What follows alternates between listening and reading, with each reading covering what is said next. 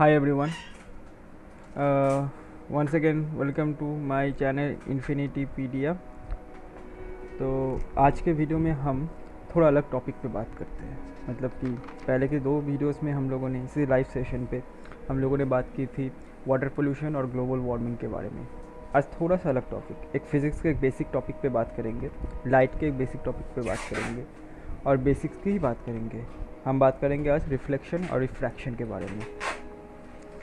ये basic topic है और मैं पहले इस पर मैं क्यों बात कर रहा हूँ वो मैं आपको समझा दूँगा। पहले ये बेसिक चीज़ें समझा दूँगा, उसके बाद एक चीज़ जो मैंने फ़ील की है, मुझे लगा आप लोगों से शेयर करना ज़रूरी है, तो वो मैं बाद में कहूँगा। सबसे पहले रिफ्लेक्शन और रिफ्रैक्शन के बारे में बेसिक चीज़ें समझा देता हूँ, क्या होता है ये, जो स्टूडेंट है शायद उनके भी काम आ जाए। तो अगर सिंगल वर्ड में कहूँ, रिफ्लेक्शन का मतलब होता है बाउंसिंग बैक ऑफ लाइट। यहाँ पे देखते हैं, सबसे पहले मैं यहाँ पे एक राउंड बना देता हूँ। चलिए मैं एक अलग से कलर का राउंड बना देता हूँ, ये तो ब्लैक का ही है।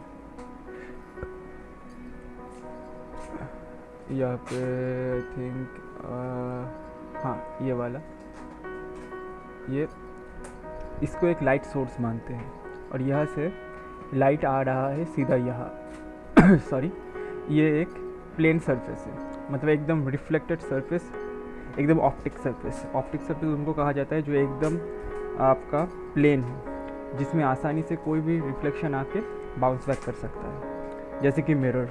अब मिरर भी कई तरीके के होते हैं, वो बाद में बताऊंगा।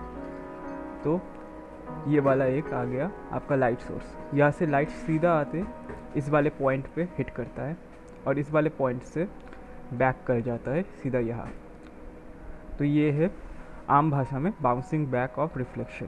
अब लाइट रे कहा जाता है, मतलब कि एक लाइट रे और बीम में डिफरेंस क्या होता है वो मैं आपको समझा देता हूँ।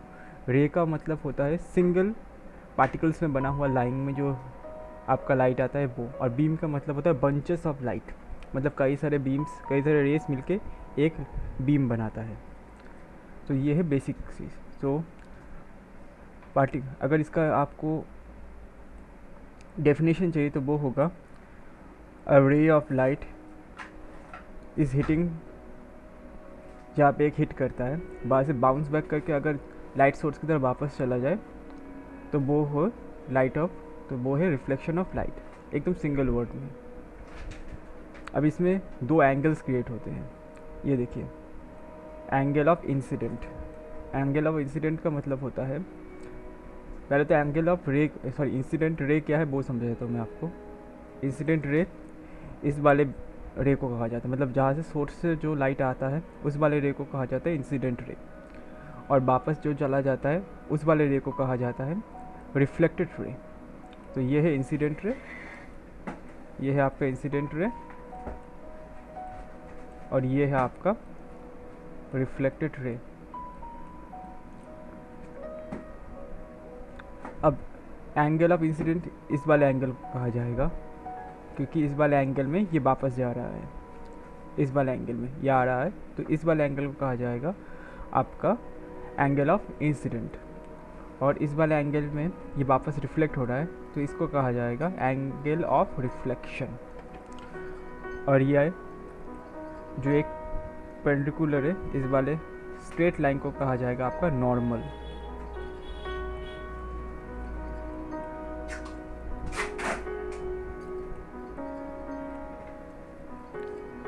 सॉरी अगर मेरा हैंड राइटिंग थोड़ा ख़राब हो तो माफ़ कीजिएगा। इस वाले लाइन को कहा जाएगा नॉर्मल, तो इसके रिस्पेक्ट में इस वाले एंगल को कहा जाएगा, इस नॉर्मल के इस स्ट्रेट लाइन के रिस्पेक्ट में इस वाले एंगल को कहा जाएगा एंगल ऑफ इंसिडेंट, और इस वाले एंगल को कहा जाएगा एंगल ऑफ रिफ्लेक्शन। सो ये बेसिक कॉन्सेप्ट है। इसके सिवा भी काफ़ी सारी चीज़ें हैं, जैसे कि मिरर्स। अब मिरर्स कितने तरीके के होते हैं वो मैं आपको समझा देता हूँ। मिरर्स आपके जो मेन चीज़ें होती है वो मिरर्स मैं आपको समझा देता हूँ। एक होता है कॉन्वेक्स मिरर, और दूसरा होता है आपका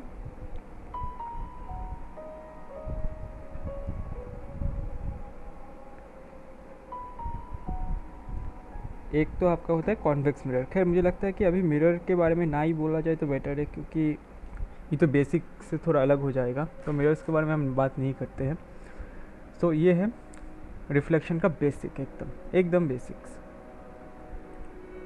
अब रिफ्रैक्शन का एक बेसिक मैं आपको दिखा देता हूँ।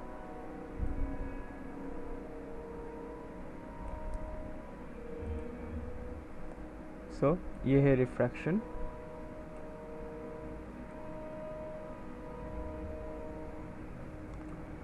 एकदम सेम थिंग है, बट रिफ्रैक्शन का अगर आपको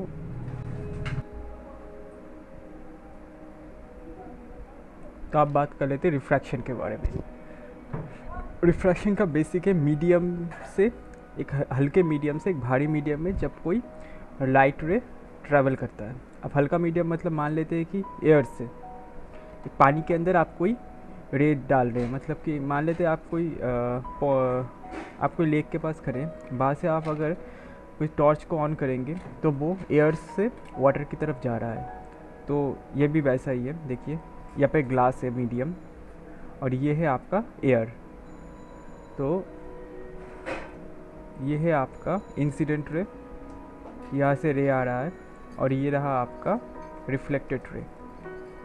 बेसिक थिंग है वही है, बस यहाँ पे क्या होता है ना, जब यहाँ से इंसिडेंट रे आता है और ग्लास में जाता है, ग्लास एक भारी मीडियम है और दोनों तरफ का आपका ट्रांसपेरेंट होना चाहिए ग्लास। ऑब्वियसली अगर एक तरफ का आपका पूरा का पूरा बाउंड होगा, किसी चीज़ से अगर कवर्ड होगा, मान लेते किसी ब्लैक ऑब्जेक्ट से वो पूरा का पूरा कवर्ड है, तो वो रिफ्लेक्ट हो जाएगा, रिफ्रैक्ट नहीं होगा।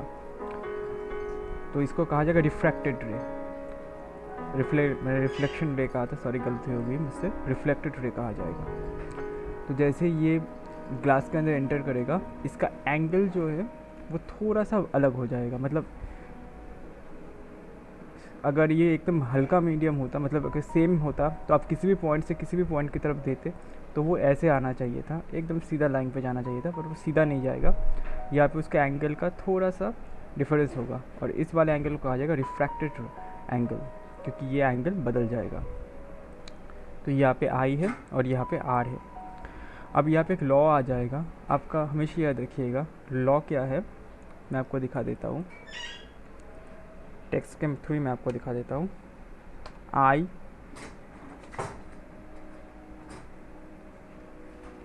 इक्वल्स टू आर, ये लॉ हमेशा एप्लीकेबल होगा।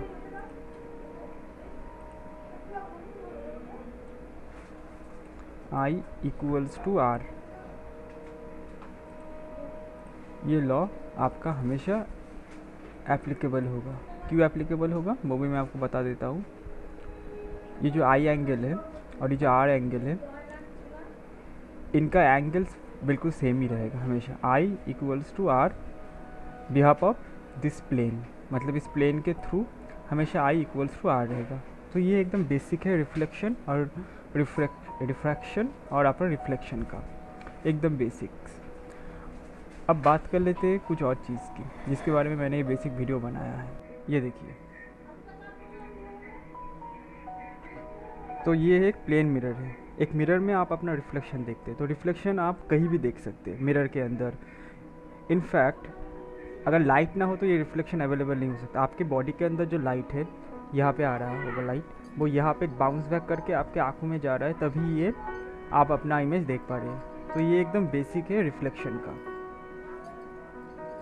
ये एकदम बेसिक है आपके रिफ्लेक्शन का। मतलब in single words, the bouncing back of light is called reflection. Light आपके बॉडी में आ रहा है, फिर यहाँ से मिरर में जा रहा है, देन आपके आंखों में बाउंस बैक कर रहा है, तभी आप अपना इमेज देख पा रहे हैं। तो लाइट के बिना सभी कुछ डार्क में ही रहता है। तो अब ये रिफ्रैक्शन है। रिफ्रैक्शन की वजह से क्या है ना, हर चीज़ रिफ्रैक्शन की वजह से ये रेनबो क्रिएट हो रहा है। कैसे हो रहा है?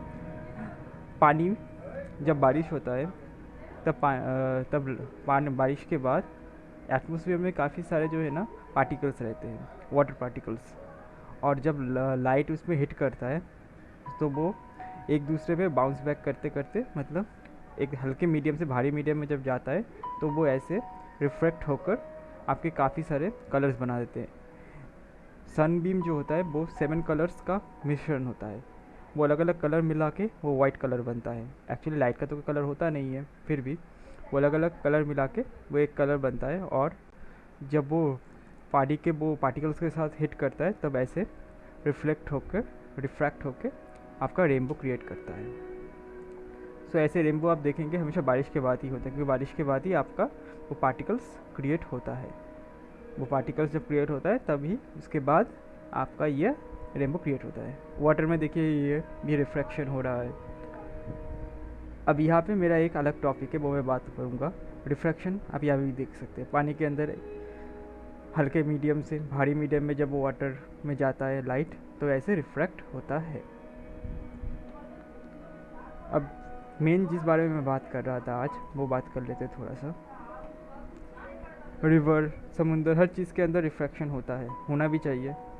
लेकिन प्रॉब्लम क्या है ना, कल मैं एक जगह में गया था रात को, मैं जा रहा था, वहाँ से गंगा पास में आता है,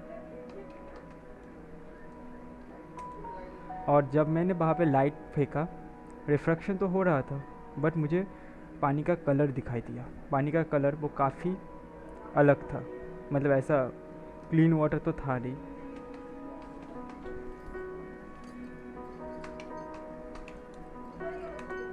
क्लीन वाटर तो था नहीं, उसका कलर कुछ ग्रीनिश था, और ऐसा होना नहीं चाहिए। ये देखिए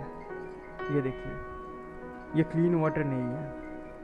हर जगह हर लोग आ रहे हैं, वाटर को पोल्यूट कर रहे हैं, तो उसी तरह रिफ्रैक्शन भी इफेक्टिव होता होगा। रिफ्लेक्शन उतना अच्छा होगा नहीं, क्योंकि उसके ऊपर आपका जो पोल्यूशन होता है वो उसी से वो पानी में हिट करता है, और वो वाटर में जो वो आपका जो डस्ट पार्टिकल्स रहते हैं उसमें वो रिफ्लेक्ट होकर चला जाता है। तो रिफ्रैक्शन के ऊपर इफेक्ट तो होगा ही, तो उसमें रिफ्लेक्शन के ऊपर इफेक्ट तो होगा ही,